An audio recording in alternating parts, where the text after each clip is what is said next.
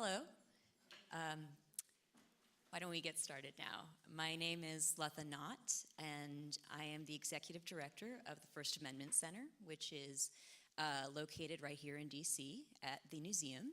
It's an organization dedicated to exploring issues related to free expression, which is why I'm very honored to host this panel today, which is the tipping point.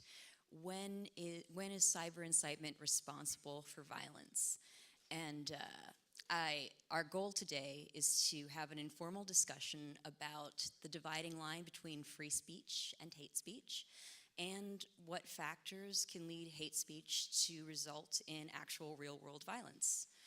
I think that I won't get much argument when I say that there are a number of paradoxes that surround the conversations that we have online.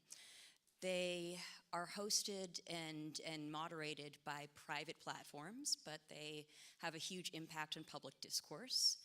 They connect people all over the world, but you can see that they often lead to a polarizing effect in so many societies. And while social media can be an invaluable tool for spreading news and information after a crisis, it can often be the cause of crises when you see it being used to spread misinformation and incitements to violence.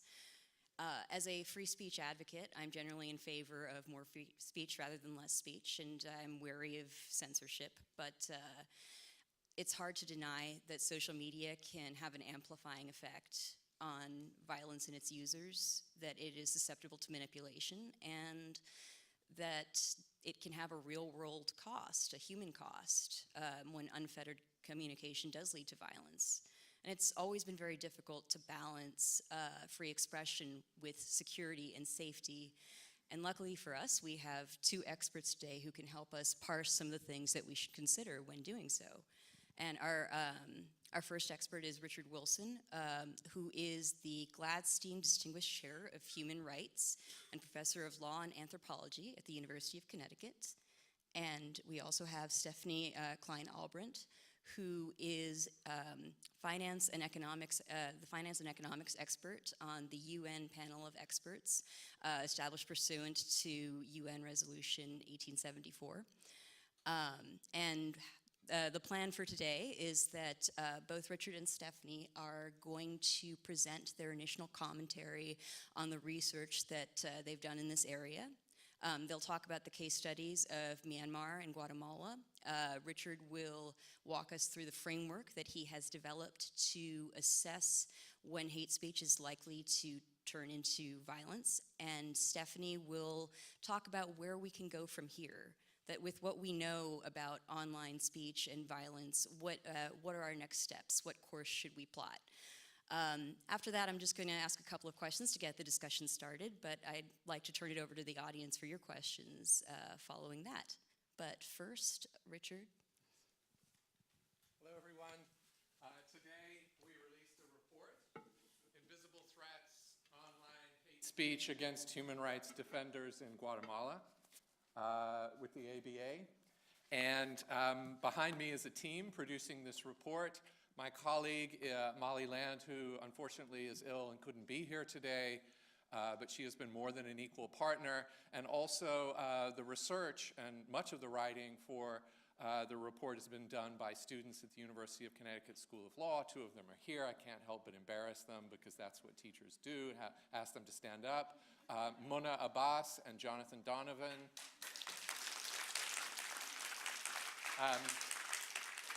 Mona's just graduated. If any of you are in positions of authority, hire her. That's my recommendation. And also the support of the ABA Center for Human Rights team, who've just been amazing in ushering this along. Brittany Benowitz, Jenna Anderson, and Juan Ramirez have been just amazing to work with. So we are talking about hate speech online, and it is a tidal wave of a problem. We want to beat up on social media companies a little bit on this, but it is a huge problem. If you see, just to point out some of the numbers here, 4.75 billion pieces of content shared daily on Facebook, just all these hours of video uploaded on YouTube, Twitter, 500 million tweets a day, and 80% of users outside the United States. So it's important to recognize that the social media companies and their platforms are not just US phenomenon. In fact, they're not even just predominantly US phenomenon. This is a global phenomenon, and that has all kinds of impacts for the regulation and law that applies. Here's some more numbers for the first quarter of 2018. I'll just point out a few interesting facts here. 583 million fake accounts. I believe that number has gone down, but that's an awful lot. And 2.5 million pieces of content featuring hate speech, which is our topic for today. Facebook has community standards in their terms of service. They have 3 tiers of content moderation. The most serious tier is tier 1. There are a number of protected categories: race, ethnicity, sexual orientation, gender, disability, and these are protected groups. And calls for violence, disease, or death, dehumanizing language is in tier 1, mocking hate crimes, endorsing them. Tier 2 would include making claims about the deficiencies or mental, physical deficiencies of these groups, holding them in contempt. And the third calls for segregation, and this also includes ethnic slurs or other forms of language that include slurs. So there is a kind of hierarchy here that the social media companies have indicated to us of what they consider to be the most serious forms of hate speech and what forms of hate speech they consider to be less serious. So we can argue about this. How did these categories come to arise? Are they the best ones to have? You know, this is certainly a topic that we can discuss. There's been criticism that these hate speech guidelines are overbroad, but also under-inclusive. Overbroad in that Napalm Girl, a photograph which arguably ended the Vietnam War, a photograph from 1972 in Vietnam, was taken down on Facebook in 2016. It was later allowed, but it was taken down under the hate speech guidelines. And then other kinds of posts which perhaps deal with immigration, are allowed to stay up. So there's an argument here that the hate speech guidelines are not getting more coded forms of insult, more coded forms of speech, but they're actually excluding forms of speech that we ought to allow as part of our democratic and public discourse. So we focused on hate speech in just one country in our report, which is Guatemala. Why Guatemala? Well, it seemed to be one of the more egregious cases, but also a case that we wanted to dig into more deeply. But there was simply a problem here of a number of problems. I'll just put them up here, which are present also in other countries. Serbia, Colombia, Cambodia come to mind. This is not just a Guatemala issue. But one of the problems was that prominent state or state-aligned actors were targeting human rights defenders. There seems to be a problem here in social media companies' approach to hate speech, which is to treat everyone the same. Everyone's just an individual out there making their posts. But what happens when there is a coordinated state or state-aligned program of targeting a particular sector of society? In Guatemala, the language was labeling human rights defenders as communists or terrorists, and also explicitly to encouraging violence from the security forces. This harmful speech was by and large not being removed by social media companies. And there's a high level of violence against human rights defenders in Guatemala. In 2017, 20 human rights defenders were killed in Guatemala.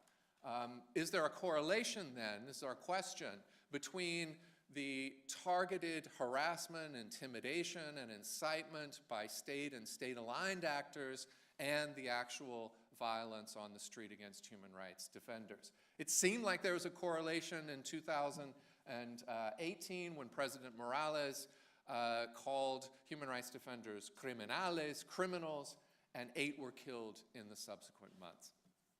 So we dug into this problem, we researched it for 9 months now, and here are some of our findings. First of all, there seems to be a serious problem in Guatemala and also in other places of indirect speech. Speech which doesn't explicitly violate the hate speech guidelines or terms of service of social media companies, but nonetheless can have deleterious effects. It's coded, it's veiled, it's evading content moderation. Now, since we're all users of language, we know how complex and nuanced language is. We know how language within particular community groups can be used in ways to obscure the message from other outsiders, to transmit a message that only a certain group will hear. In the United States, we call it dog whistle politics, but it's happening everywhere and always has in political discourse. But this seems to be a particular problem for social media companies. How do you pick up on indirect speech where the audience knows exactly what's being said, but it's not being said in a way that it is grabbed by the filter of the hate speech regulation of a social media company? The messages were then amplified in Guatemala by net centers and fake accounts. We found extensive evidence of this, and there have been a number of reports, including one yesterday by the UN mission in Guatemala on net centers, and you can download that at CICIG, CICIG, which is the UN mission against impunity in Guatemala, and it just produced a report yesterday on this very topic. It's not clear from our research, this doesn't mean it's not happening, but it's not clear from our research that there's a direct correlation that would satisfy a court of law that a specific speech act cause a specific criminal act. That's what criminal law looks for. It looks for that causal nexus and evidence beyond a reasonable doubt. It's unlikely that we're going to get that kind of evidence if we look at what's happening on social media online. If that's our standard, we're going to be frustrated. But we had reported indirect effects from human rights defenders in Guatemala: intimidation, silencing, harassment, stigmatizing, being fired from their jobs and not able to get other jobs. Long-term consequences which created conditions in which violence towards defenders is tolerated. One human rights defender, when we said, what's the kind of impact of this delegitimizing and harassing of human rights defenders? And their response was to say, well, you know, if something bad happens to us, then maybe other Guatemalans who don't know about the situation say, tiene que ver algo. They must have done something. There must be some reason there. And that's the kind of important effect of political discourse, especially of the indirect kind, which is about creating a tolerance for violence, creating an elevated willingness on the part of the listener to engage in moral justifications of violence. That's not directly causal to the violence. It comes in a sense after the fact, but still can have consequences. And something else that we find is that human rights defenders are not a protected category in any of the social media platform filters. So here are our recommendations. We think there ought to be not a single algorithm for hate speech. That's what the situation is now. That's the status quo. Social media companies want to create a list of words that they can then regulate and filter across the world evenly. We would argue that that model, it does respond to the question of scale, but it doesn't respond to the question of the contextual needs of a country that's going through armed conflict, a constitutional crisis, possibly genocide. And there we would argue that what we need are a kind of bespoke policy where a social media company designates a country a critical country where there is no rule of law, where there's massive levels of social conflict, perhaps a constitutional crisis as there is in Guatemala right now, and that these are designated critical countries. And in these critical countries, you get a team put together which engages in context-specific content moderation. What does that mean? It means that the speech is evaluated by native speakers who can see the indirect language, the coded language that's being used. The speaker from Facebook earlier talked about adding 30,000 individuals who are engaged in cybersecurity and content moderation. That's great, but what we find is that individuals are sitting in the Philippines or in Dublin or in the Ukraine, and they're moderating content all over the world. And sometimes they're using Google Translate. So even if you're a Spanish speaker from Spain, you may not pick up on the slang of Mexico City or the slang of San Salvador or what's being said in a rural community in Guatemala. We all know how variable English is, listening to our New Zealand speaker earlier. We all know that there are these interesting little complexities and nuances to language which only a native speaker is going to pick up. And we recommend that in these kinds of situations where there is a crisis in a country, that those native speakers be brought in. That the speech is evaluated alongside social and political contextual factors. So you can't just look at the speech. And this is consistent with 100 years of First Amendment law in the United States. Since 1919 in Oliver Wendell Holmes in Schenck, the US Supreme Court has been saying you don't just look at the speech, you look at the context of the speech. And so all we're emphasizing here is that social media companies need to contextualize the language that they're regulating and filtering. What are the social and political factors in a country? Perhaps look at those in order to understand what the consequences of words can be. And in situations which are of extreme crisis, it's certainly the case that there are determining factors which are risk factors, which elevate the likelihood that violence is going to occur. Elections are one.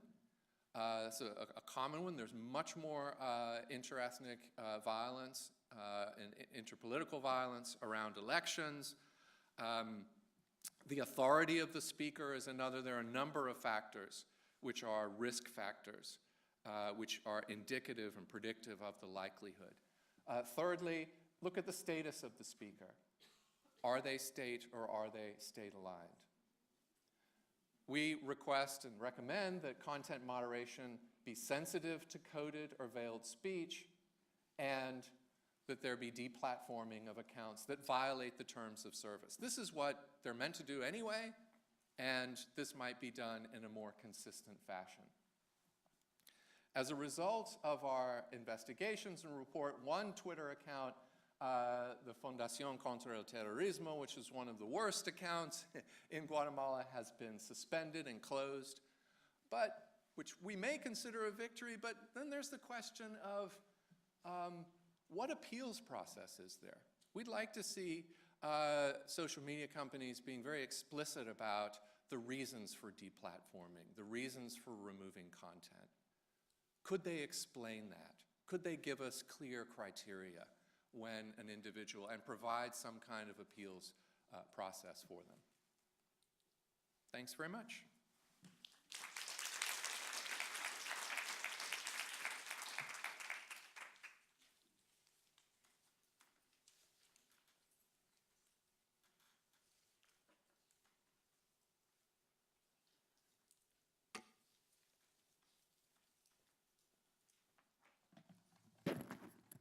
Thank you so much.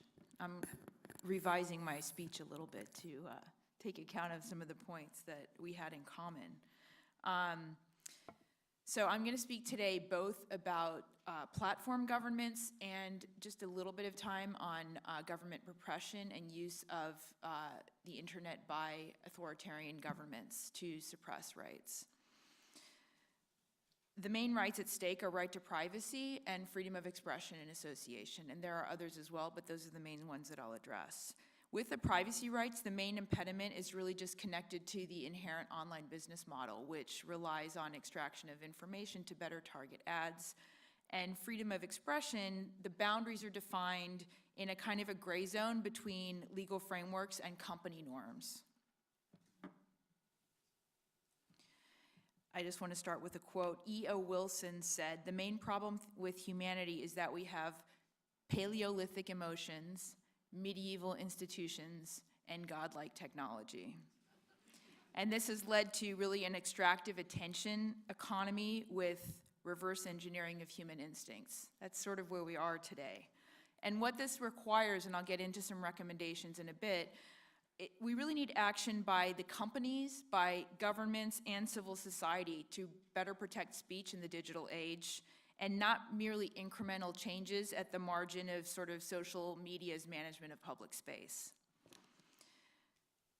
We also need changes to the rules governing online speech and public's participation in making, interpreting, and enforcing those. So just quickly with regard to right to privacy, so the relevant issues include expanding surveillance regimes, tracking and profiling of users' online behavior, data transfer without required safeguards, and while, as you're all familiar, users can increasingly now make tweaks to how they share the information, there's really still no means of limiting the data collection that is the premise for the services that are used, so targeted advertising. What's really scary here is that we're really even way beyond Cambridge Analytica at this point, because you don't even need Cambridge Analytica tactics to access a huge amount of information about users. Right now, it's possible to assess the top 5 personality traits of an individual based entirely on their click patterns and their mouse movements.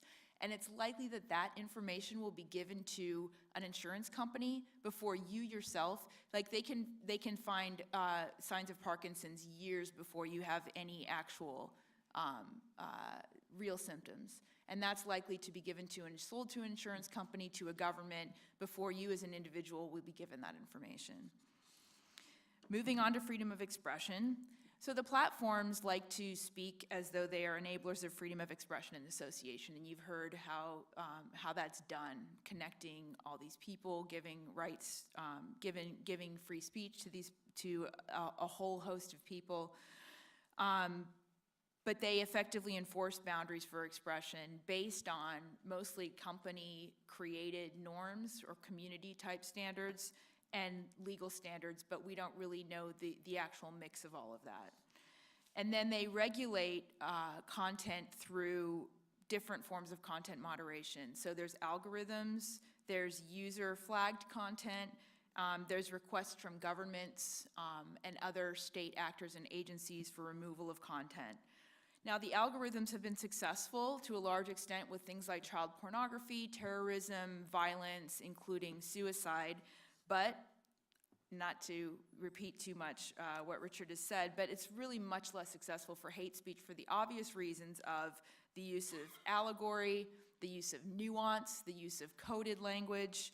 For example, before it took the outside world to catch on, the expression Rohingyas are Bengalis was not something that Facebook was looking at. It's literally kind of dehumanization of the Rohingya to essentially say that they are not Burmese. And that's just not picked up. And if it's picked up, even if it's a day or two later, the damage has been done because these viral posts already calling for violence have been disseminated. There's another case of, I think it's South Sudan or Sudan, where the persecuted group is referred to by the acronym, 3-letter acronym referring to the telephone company because, quote, they're everywhere, which is in and of itself hate speech, right? But how long does it take for a platform to figure that out? And then you have to actually understand the process of creating an algorithm, right? First, you have to have human beings agree to what hate speech is, right? Which is totally in and of itself a difficult enterprise because defining what hate speech is can be left up to all sorts of different types of interpretations. Then you need to create rules about what hate speech should be allowed. So Richard pointed out the tier 1, tier 2, and tier 3. Then you need to build the rules into algorithms, and then you make the algorithms observe the rule, and then you need humans to constantly review the algorithms to make sure that they're actually picking up the content that needs to be flagged. So it's a long process, and it locks in definitions from the very beginning and requires constant review. And yet, as you might all know, I mean, the types of information that's fed in to AI is sometimes very questionable, discriminatory, faulty. And there's kind of an assumption that AI is this magical process that cleanses it and makes it, super technologically advanced. So what comes out must be somehow correct. And we've seen this. There's been studies in the use of AI by police stations around, and it shows that it just furthers discrimination. So with regard to hate speech, in August 2018, so the platforms have decided, at least one certain platform, that algorithms are really the primary way of dealing with the situation. Hate speech in Myanmar, according to Facebook, the amount that they were able to remove went up to 52% from 13%. And the goal is just, let's get up to 90%. But it's almost a physical impossibility, because if something starts as a derogatory term in a suburb of Lagos tomorrow, how long is it going to take Facebook to pick up on that? And how many posts will there have already been? And there'll already have been deaths. And now, I mean, what's sort of tragic is that police in many of these countries just follow the platforms because they know that the violence will follow what's on the platforms. And do they have the capability to actually have, their whole police force monitoring the platforms and doing policing? So what we need are changes to the rules governing online speech and the public's participation in making and enforcing those. We need actions by companies, governments, and civil society to better protect speech. We need new models of content moderation and public oversight and government regulation, all of which would protect rule of law, with a long-term vision of public investment to sustain the infrastructure of freedom of expression. I'll just get into a few ways. So decentralized decision-making. Companies are addressing problems of scale by hiring or promising to hire more moderators with language skills. 30,000, 40,000, right? But there's really extremely, so that's on the language side. These people can maybe read if they have it for a given country, because generally they only start hiring en masse after there's been a scandal in a country. But assuming that they can access and read it, there's limited participation for platform users to help create or enforce standards in the context of the cultures in which they operate, right?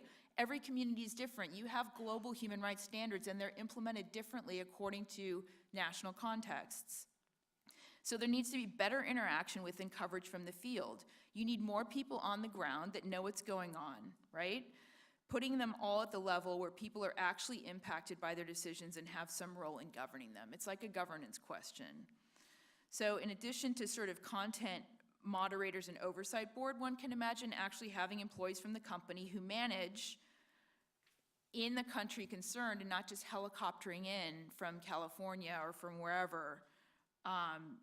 This idea of kind of California overlords making decisions, like the decision to pull the 4 ceasefire groups off the web in Myanmar. Who was making that decision? On the basis of what? Did they actually go down, did they find out what this means? Why those groups and not the other groups? Why these ones are particularly targeted by government? Implications for elections? How much contextual knowledge was there in that decision? Apart from an antiseptic treatment of, probably a package that was given by the government of how these groups are engaging in violence with none of the context around it. This would also help platforms to figure out how much leverage they have in a given market, because the requests for taking stuff down from governments needs to be evaluated in context of how much leverage the platforms have. If it's widely adopted by people, you can be reasonably assured that if you refuse certain requests, that you're not going to be shut down, for example. But you need to have the local contextual knowledge to do that, to make any of those decisions. Human rights standards should ideally be the explicit standard for content moderation guidelines. Now, this is kind of a no-brainer, right? The community standards incorporate some aspects of human rights law, but wouldn't it be stronger if you went to a government saying, we are making a decision to pull this content off or to take this action in line with international human rights law to which you are obligated, and we are as well, by virtue of principles on business and human rights, GNI, et cetera, then these are our guidelines that the whole community agrees with, and this is why. It should just be made explicit, and I understand that that's a heavy reach. Although friends of mine that work in these companies, in the policy realm, there's a lot of people that are very much on board to do this. At the top level, there's no agreement that there should be an explicit, simply, even if you can't make human rights standards the basis, maybe just a reference in the community standards or in the standards themselves that this is based on customary international law as articulated in the following human rights instruments. It just seems like a no-brainer. Then there's a problem of transparency, lack of transparency, right? We don't actually have the data on all the harm that's being created, notwithstanding some great platforms that tell us every day, the research that Richard and others are doing, or Global Voices. It's not like there's an oil spill, right? And you get to see the actual data. Now you have companies publishing reports, right? You're getting more and more information on what they're asked to take down, decisions made, et cetera, but it still requires more steps, and I would argue that those are to disclose policy choices and applicable content standards, right? To open up the processes and proposals to public comment, and when new rules about content are adopted, explain how those changes were made. Decisional transparency, so the reason behind content actions, basis of a decision, and how a user can appeal. Again, this Myanmar ceasefire group's decision, what was the basis? Why these 4 groups? Why these other 4 groups that do the same thing were not targeted? What was the basis of that decision? Provide some clarity into algorithmic decision making. So the inputs into the AI, like I said, if you input bad, you're getting output bad. Actually, if you input bad, you're getting output worse, right? Because it's just amplifying the bad data that you're entering. And then ideally, companies would establish case law, right, which would open up as much of their decision-making as possible to public scrutiny. And you'll all have heard of the oversight board that Facebook is setting up, kind of like a Supreme Court for Facebook. And it's a positive step. It's a very positive step. Ideally, that would be a platform, like an all-platform-wide body that would be truly independent, because it will be paid for by Facebook anyway, even if it goes through a third party. It's clear that those people are still, it's not truly independent. But it's a good step. I think I had a lot more, but I think I should maybe stop in terms of time, yeah? Or maybe I'll just very quickly talk about government regulation. So the government regulation that's needed is regulation to monitor company behavior, protect the space for individual expression, reinforce this need for transparency by the companies and themselves, and investing in the infrastructure necessary for freedom of expression in their countries. And, there's forward-leaning steps that should be part of any regulation of social media, which would require company disclosures. Companies can edge towards better transparency in part because of their fear of government regulation, right? But even if they start to do so, governments have good reason to demand that the companies disclose their rules and decisions, which should give their public the tools to decide whether to engage on the platform. And Germany's NetDG has begun to do this. Companies have been producing specific reporting about NetDG's implementation. This is a kind of regulatory move that could encourage greater public understanding of platform operation. And we might get into the discussion the extent to which Europe is really ahead on a lot of this, and that we should be learning lessons from what they're doing. The other thing that's important is that when requests are made to remove content from the platform, it would be important that the platforms require that that comes from, if not, ideally, a court of law, right? And not just some random police station or individual or agency that doesn't like a certain thing. There should be a process whereby our institutions are involved, where there's a judicial review of the decision before that's removed. And ideally, again, that be transparent, that process, right? Which governments are asking platforms to remove which kind of content. And finally, something I'm very passionate about is when the content is removed, where is it being saved for future war crimes trials? And I know from my work in the UN that this question was posed to Facebook early on in the Myanmar saga, and the initial reply was, well, we never thought of that.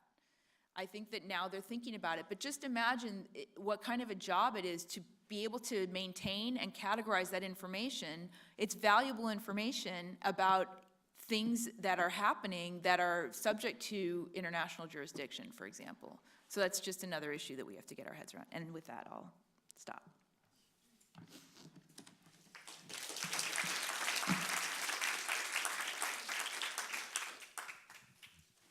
Thank you both so much for that. A lot of troubling knowledge, I think, for everybody here, but that was very interesting, and I just wanted to ask you guys a couple of questions before I turn it over to the audience. First, interestingly, it sounds like both of you are talking about the value that there might be to online speech if Facebook were to have more of a legal process, if it were to, say, have an appeals process for people who are deplatformed and have its own body of case law. Do you think that's where they are headed? I don't know the answer to that. Possibly. It seems like there's a hodgepodge of hate speech guidelines. My understanding is that there are 200 pages of rules in 3 different documents that content moderators are using to consult when they review a post, that it's not consolidated, that it's not consistent. If you look at the tiers 1, 2, and 3, that those would not be the forms of speech that I would put into tiers 1, 2, and 3, that if you look at the social science of hate speech and incitement, and there's a lot of new neuroscience on this. I would look at Susan Fisk and Lasana Harris's work, for instance. Susan Fisk is at Princeton and doing amazing work on this stuff. We might come up with a different set of categories. I think that the companies are looking to governments to provide some of these answers and finding it very difficult to come up with it themselves, and where governments have come up with those answers, and we can talk about this, the German NetzDG law, for instance, the response of the social media companies has usually been wailing and gnashing of teeth, but then compliance, and then a sense that actually there hasn't been a major violation of democratic rights to deliberation and due process and discussion. So look, no one understands this completely. It's the Wild West. Thank you. And I'd just like to add to that. I mean, the place where we're seeing more legalese is in this oversight board discussions, right? Where in theory you could have case law built up, and you could then, by the case law, if it were transparent, extrapolate back exactly how the platforms are reasoning. Article 19 is called for social media councils, right? And again, this would be something that would be across social media. So the companies would have a model that would work for all. That would be obviously something more consistent with a legal approach than having each company have their own properly funded, their own funded by themselves institution. That in theory is providing oversight. And I think we're also talking about, when we think about Facebook having a legal system, it going a little bit, going further than, say, the First Amendment of the United States goes. I mean, do you think that there is just an inherent difference in online speech versus speech in real life? Definitely. All this stuff violates the First Amendment, all these hate speech guidelines, because the First Amendment indicates you can't have content discrimination. And so this is clearly picking out some forms of content. You know, these social media companies are essentially clubs, and they can do what they want with regard to their terms of service, and you accept them or you don't. At the same time, they're not just clubs. They are the internet in places like India and Burma and other places, and they're much closer to public utilities. So I think there's this real tension between their private nature and their public function, and that's not something that's easily resolved.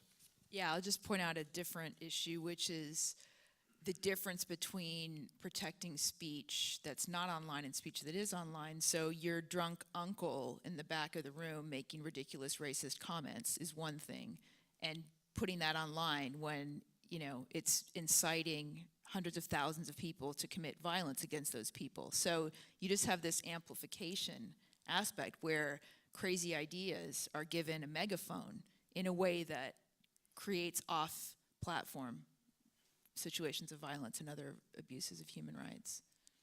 I mean, there are other ways of responding as well. We've talked a lot about deplatforming and removal of posts, but there's all kinds of interesting nudges, and here you might get into behavioral economics, which is short of censorship.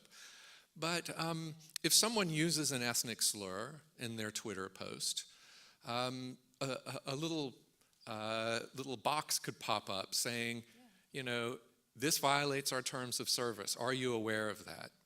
There's also a group which I believe is based in Europe, Sweden, and Germany, and they intervene in debates and call people out when they're using highly incendiary language and saying, really, is this helpful?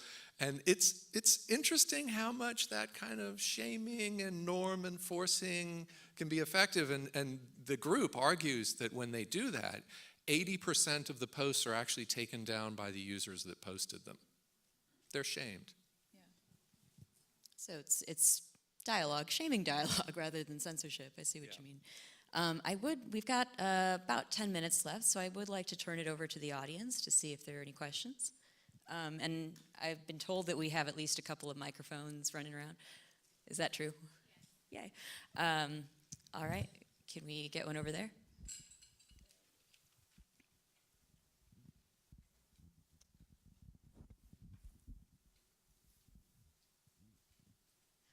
Hi, so I had a question in regards to maybe some futility in trying to take down hate speech.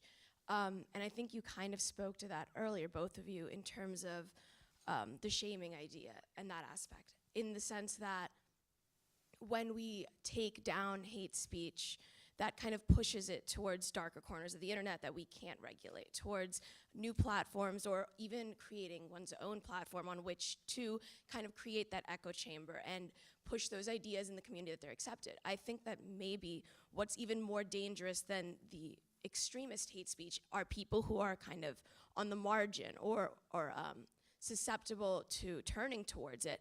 And when hate speech is in the public, you have the chance to delegitimize it and speak to it on a public platform in a way that those people can see faults in it or see flaws in it, or even see it as a crazy person with a megaphone if that is the case. But when we just take it down, do we not legitimize it and give it power? And if that is the case, then how can we make sure that in taking down hate speech, we are delegitimizing it instead of pushing it to corners where it can grow and give it power? So, great point, and much of the speech that we find offensive must be dealt with by counter speech, absolutely. And that's a core principle of the First Amendment for the last 100 years. And I agree with that. And Nadine Strawson has written a book called Hate, which came out last year, where she makes that argument very successfully, I think. At the same time, I think there's a difference between a private individual who's your drunk uncle, proverbial drunk uncle, who's cantankerous, and state-aligned or state actors. In Burma, it was the generals calling for the genocide against a Muslim population as part of a long-standing set of tensions between the Buddhist and Muslim population in that area. That, I think, is different and may be handled differently than the drunk uncle who's simply sounding off. But you're absolutely right. It's clear that 4chan and 8chan are radicalizing environments. The shooter in Christchurch, the shooter in the Poway synagogue are citing other actors on 4chan, and the posting of the actual video of the shooting happens there. The manifesto, it gets circulated there. So there is clearly a problem with suppression in mainstream environments, sending it into the dark corners of the web where it then thrives.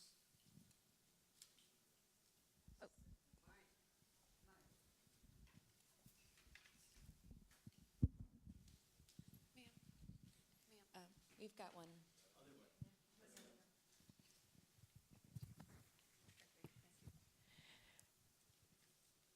Just a few words about the internet as it's grown and evolved. Is the dimensionalities have taken on a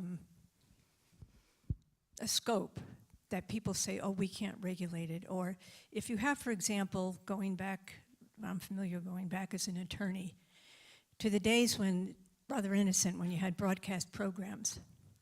And there's actually a convention called the Brussels Satellite Convention, where was the information mapped into signals communicated via direct broadcast satellite. I was working at the UN in Paris at the time. It was part of my job. It came up again recently in the trade agreements, the US, Canada, Mexico.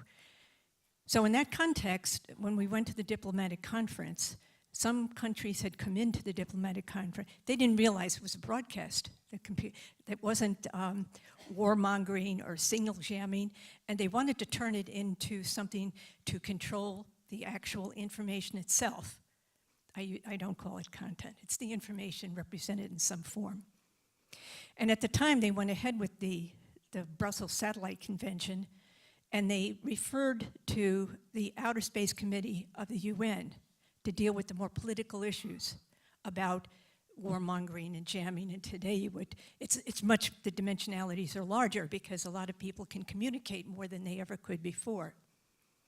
Now, when you look at it today and you see what they call platforms, they're information providers.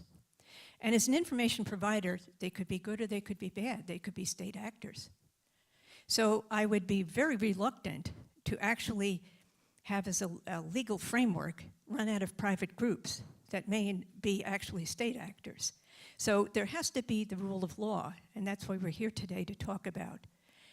You could pin it off of, say, the Declaration of Human Rights. That's grand. But how do you enforce that? How do you take measures to prevent those information sources bringing information in? How do you stop it at the border? You know, it's like, whoops, there goes some bits. What are they? But there are ways to do the management of the information itself right now that may improve this. But I just wanted to say, let's not say it's impossible to do this.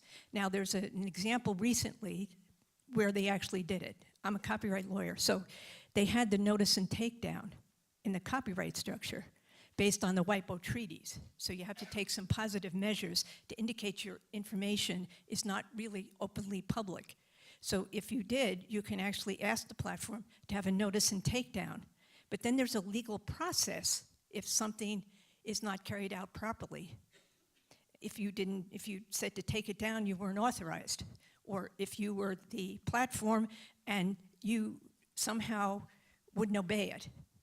So what I'm trying to say is that there are examples, and to think it through before simply saying we're going to turn it over to somebody that's not under a legal framework of some sort.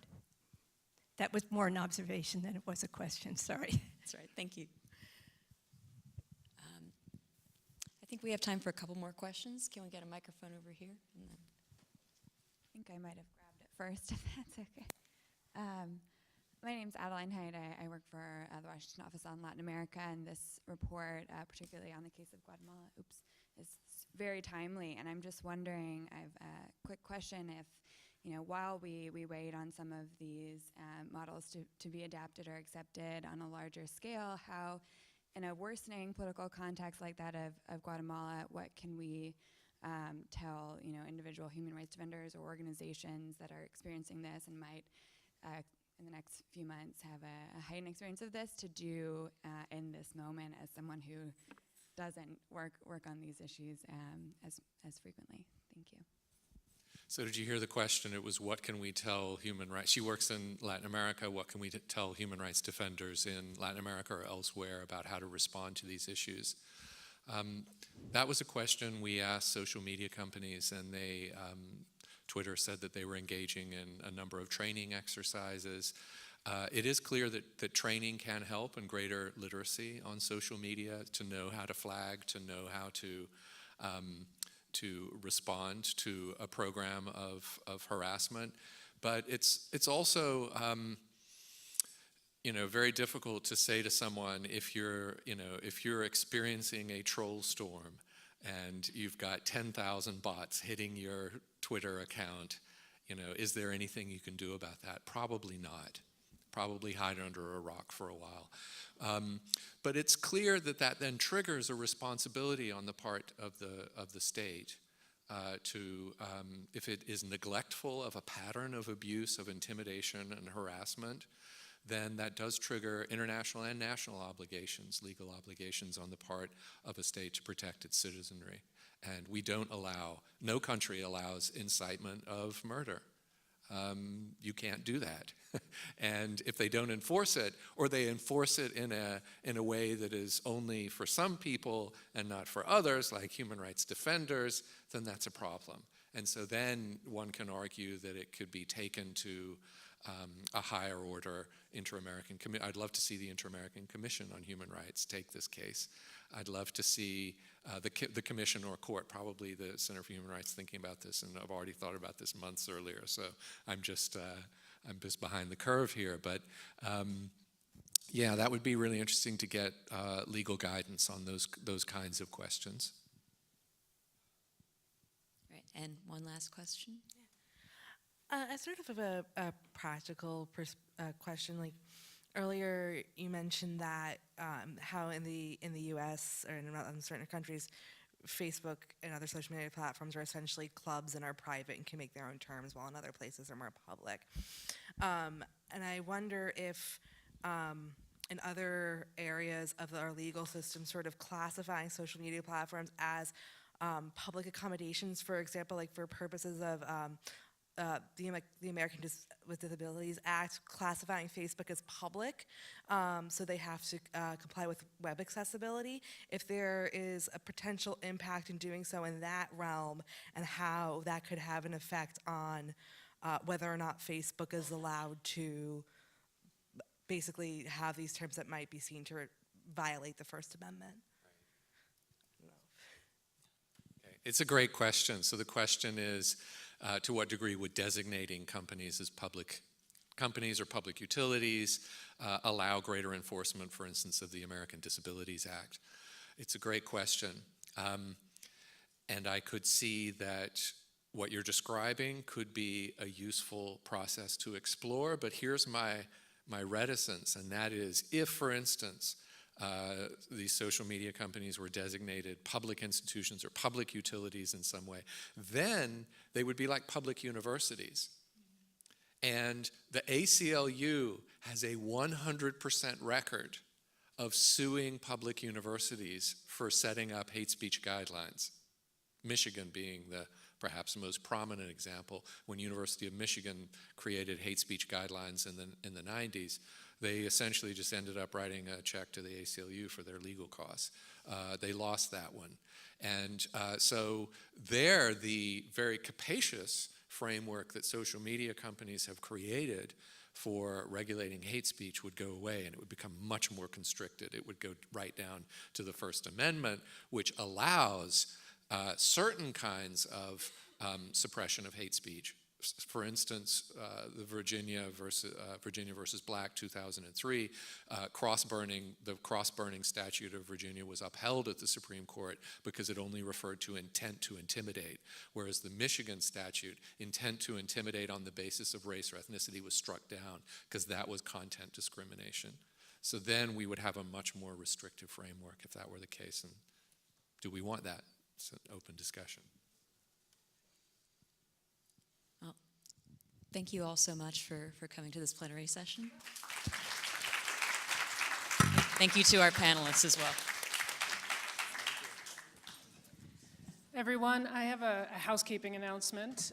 You've noticed that we have far more to say than we have time to say it. I'd like to ask your cooperation in helping us recover some time for our afternoon panels by trying to commit to a 30-minute lunch. The afternoon will be just as interesting, I promise. Thank you so much.